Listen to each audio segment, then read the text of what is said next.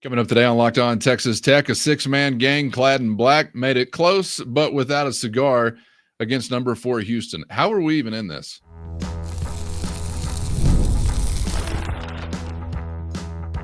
You are Locked On Texas Tech, your daily podcast on the Texas Tech Red Raiders. Part of the Locked On Podcast Network, your team every day. Great to be with you again on Locked On Texas Tech on the Locked On Podcast Network, your team every day, always free and available on YouTube or anywhere you get podcasts. With the only Chris Level, I'm Casey Cowan. Chris, great to be back with you, and we're wincing a little bit today, not basking in the glow of a win, unfortunately, as Tech falls at United Supermarkets Arena to the Houston Cougars 69-61, preserves at least a share of a Big 12 title again for Houston, something we'll get into on an upcoming episode this week a little further as it relates to the conference landscape. But as for processing the way this one went down, you thought you had seen a thin rotation. You ain't seen nothing yet. I thought we had kind of already ridden this wave, Chris, up to this point in the season. There have been some days where maybe it was a 7 or a 7.5-ish kind of man rotation that Tech has been working with, but a little six-man basketball to enjoy at the USA last night. And just a general question I can fast forward to right now. How were we in this? Chance McMillan, Darrion Williams, obviously sidelined, and you're hosting one of the best teams in the country. And I don't know about you, but there are various points in the game where I'm just kind of asking myself as a fan, how are we just trading blows with a team like this? It's an L at the end of the day, like Coach McCaslin says, but I'm not in that locker room. You know, I'm not on the roster. I'm not on the coaching staff. I'm just a fan. So I think I can actually maybe even find a silver lining to the effort that I saw last night. I don't know, man. How you processing this one? Yeah, and I don't want to gloss over the fact that that EY was out as well. And the reason I bring that up is because when you beat these guys the first time, he provided 21 quality minutes and had 4 points, 4 rebounds. He got a stop at the end of the game because if he's available, he would have stretched out your rotation just a bit more. But yeah, and then when you kind of get the sense that you're going to be really shorthanded here, because the thing about Chance and Darrion is that this was the nucleus of your entire team. Everything was built around those two last April. As you start to look ahead to, you were looking ahead to this particular team. It's the only two holdovers that played. Everybody else is a new piece, or a piece that didn't play a ton. And I think that's what kind of gives you pause. It was because of which two it was, not that you had two out. Yeah, for sure. Because they were the biggest parts, I think, of you beating Houston the first go-round. Chance steps up. Darrion hits that 3 at the end of regulation to tie it and get it to overtime and all the while. But so – how in the world did you hang in there? Okay. Yeah. And the one thing that was different is that I have to think that most players and maybe even coaches had a feel for these pieces are not going to be available, or this seems unlikely, however you want to phrase that. And that's very different than you're in the deal like last time and they just incredibly ejected a player and then our coach got screwed and let's rally. Okay, so that's different than what this situation was. But you had, if you're a building truster like we are, you had an unbelievable environment. I mean, you got the commissioner sitting over there next to Dusty Womble. You've got, Pat Mahomes and his wife next to me, and shout out to Summon Hogue, who's also right next to Pat. And yes, this is shout out to wife. Mrs. Hogue as That's well. right. Yes. Hey, did you ever have to say down in front? No, I just kind of looked at I was not in the building. I was watching on the television broadcast. I was thinking about you a few times, having to swerve around. I couldn't see through the MVP. Yeah, that's right. But I had MVP in my way. That's right. I had with less hair. Yeah, he'd gotten a bit of a different look. Yeah, a bit of a different look there. I like it. For Pat. Right.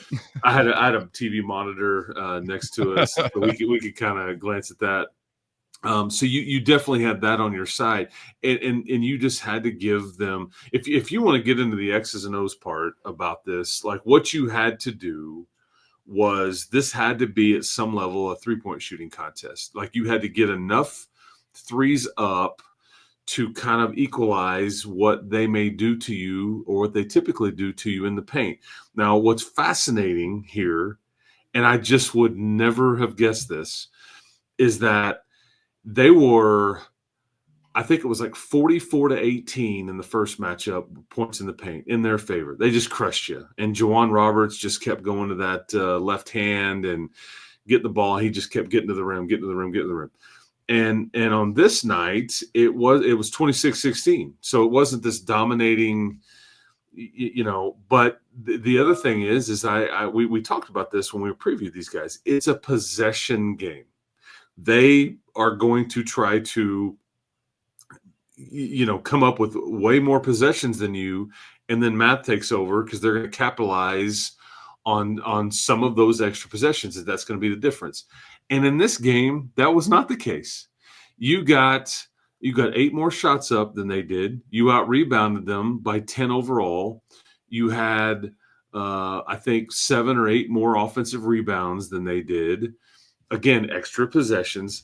You just couldn't make enough shots. And I think that you tried to keep it simple. You played really hard on defense. And we can get into some of these individual performances.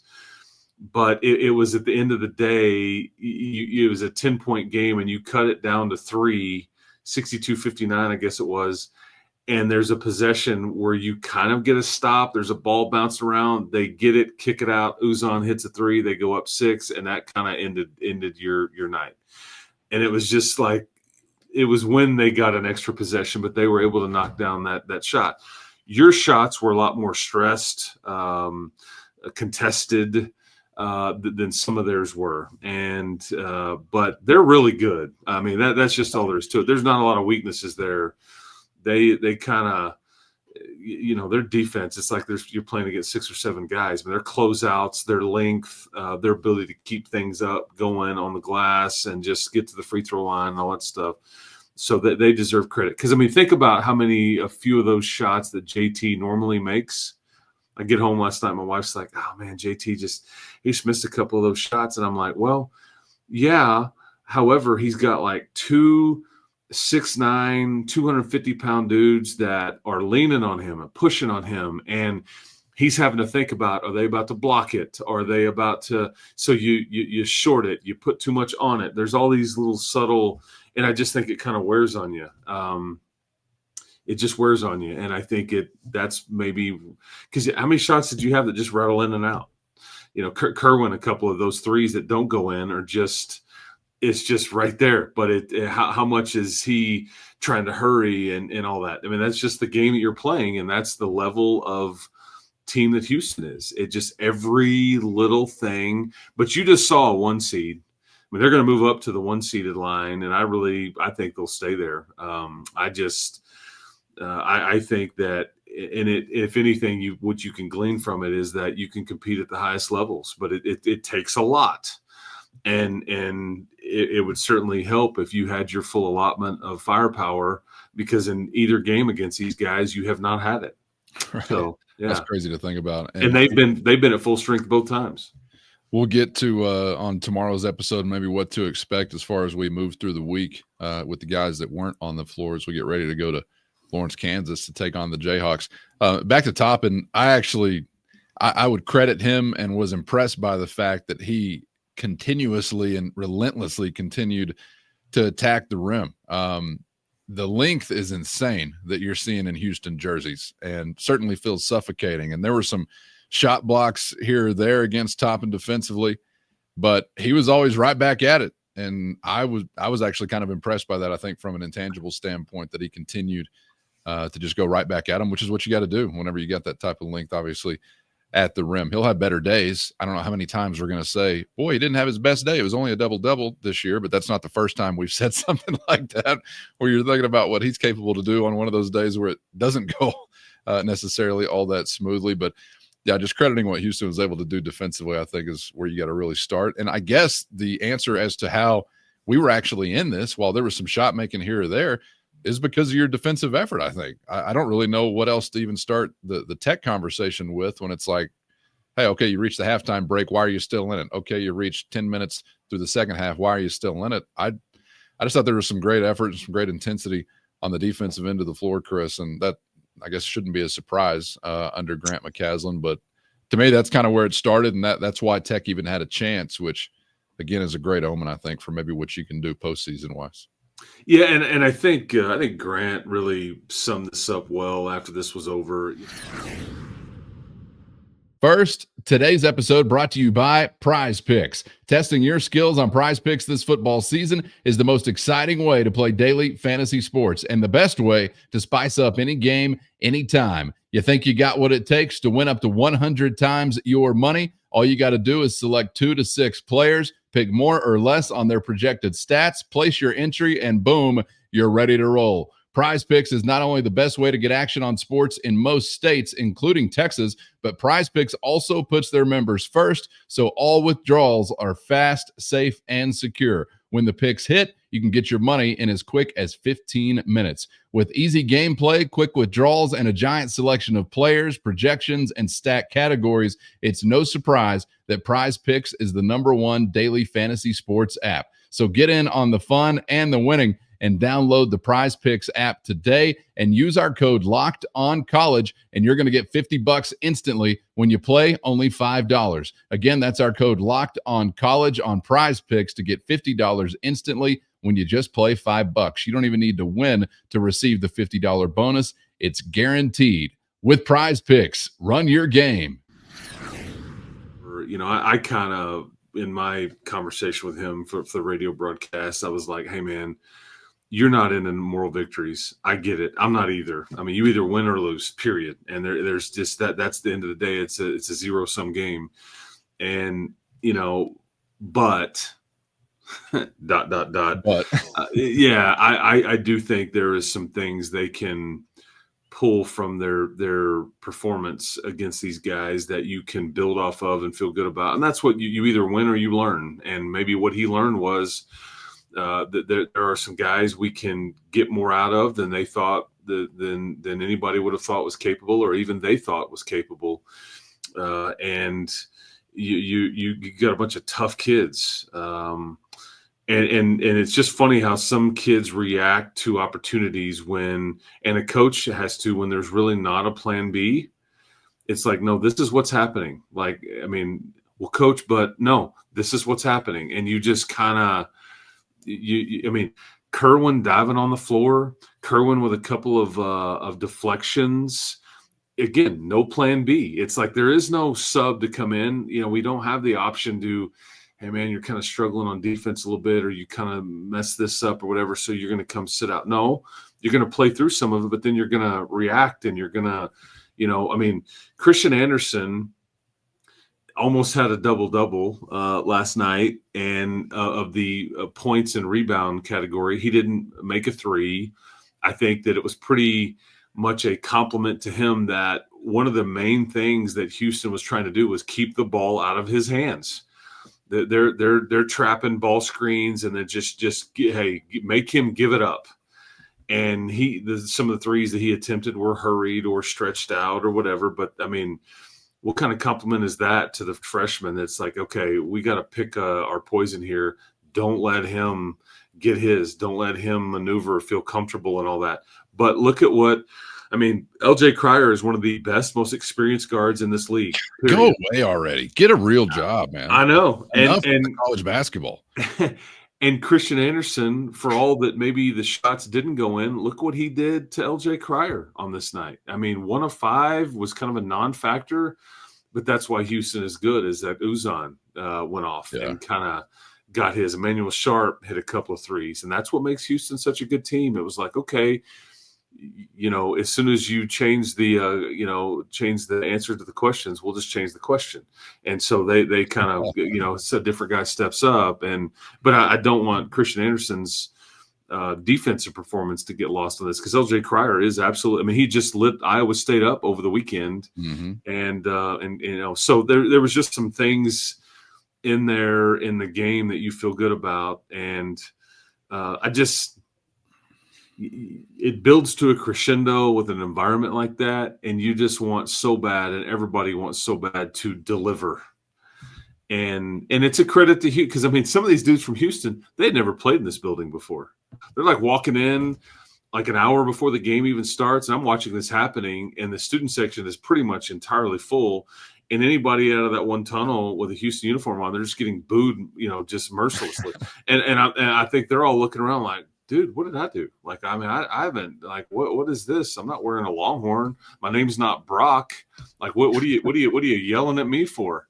But this was a compliment to their program, their ranking, their standing in the sport and in the league and all that stuff. But you just wish you could deliver it back. And I think everybody in a Tech uniform that played and coached last night tried to squeeze water out of a rock at some level, and you were almost there. But no moral victories, but yeah, there's some things you can certainly pull from this deal.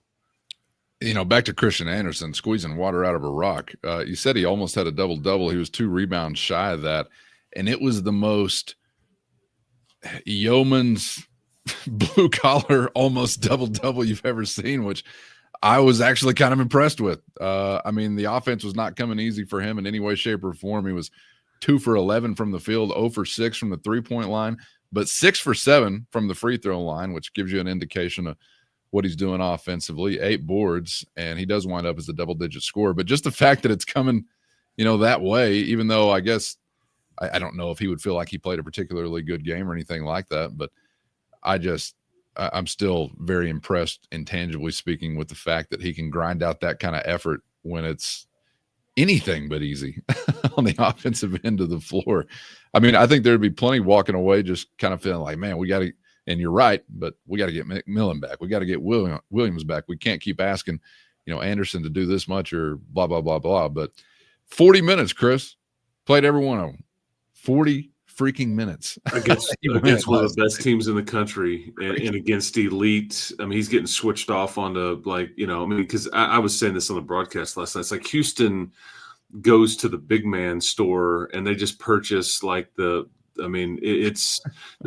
they're built in a lab. They just keep coming at you, like Tugler, Roberts, Francis. So they all kind of the same. It's like, God dang, can you just give us a break already? Like, but it's just, and you get switched off on some of these guys are just so long and athletic but yeah, credit and credit to Elijah Hawkins. I think, and I think Coach McCaslin was really quick to point to Christian and Elijah for keeping this team in it, for keeping things, because their task was monumental.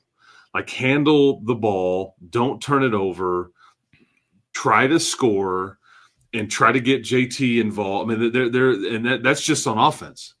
And then, oh, by the way, go try to stop LJ Cryer and Uzan and Sharp and then get switched off on a big and a pick and roll and try to defend the post on occasion. If you end up in a bad switch, I mean. Here's what else is interesting. I don't know why this is. Again, is this just we don't have a plan B, man? You have to. Like, I demand it from you. But, like, for whatever reason, I feel like Federico has played his 2 best games in the last month against Houston. And I don't know why that is, because on paper that makes no sense. He's getting more rebounds. He's more active. He gets his hand on the ball. He dropped a dime, man. I think it was topping that one time. Yep. There was a high-low opportunity. You get it at the free throw line. He drops it to JT for a dunk. He caught an alley-oop. He just was a more active and more of the player that we had seen and need. And yet, when you factor in the competition, that shouldn't be. It doesn't make sense. So I know what you're capable of, but I also know what you're capable of. And this was more of I know what you're capable of, and he gave it to you, and you needed it. And maybe it's because there is no plan B. He's just forced to. They're not getting subbed out. You're going to have to play through some things. I don't know, but weird to me that he's more active in these 2 games in the last month than any other game. I mean, and that's just the reality of it. And it doesn't, on paper, it doesn't compute. It does. You wouldn't think this, or you wouldn't guess this, but this is what we saw. And so just need more of it. Need it to continue if you can. Before we get out of here, Chris, you were, I got to mention, you were getting some cred, some pats on the back from a few Matador mobsters. I know I saw Rob text in. I saw Jeff. I saw Lisa as well texting in about a comment you made on the broadcast regarding Mylik Wilson and memories he brought to mind of a previous staff, I guess. I'm not sure exactly what you said, but they really loved it.